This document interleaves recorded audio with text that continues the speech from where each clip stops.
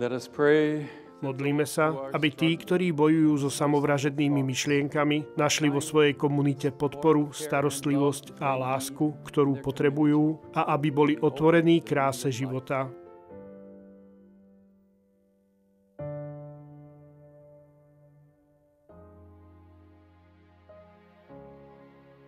Pane Ježišu, Ty, ktorý pozývaš unavených a preťažených, aby prišli k Tebe a odpočinuli si v Tvojom srdci, prosíme ťa tento mesiac za všetkých ľudí, ktorí žijú v temnote a beznádeji, najmä za tých, ktorí zápasia so samovražednými myšlienkami.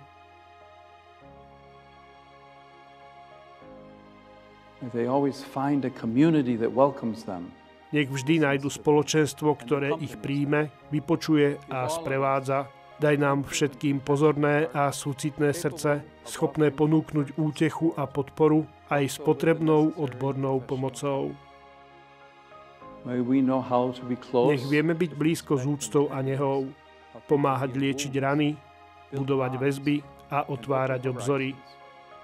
Nech spoločne znovu objavíme, že život je dar, že aj uprostred bolesti a utrpenia existuje krása a zmysel. Sme si dobre vedomí, že tí, ktorí ťa nasledujú, sú tiež náchylní k beznádeji a smútku.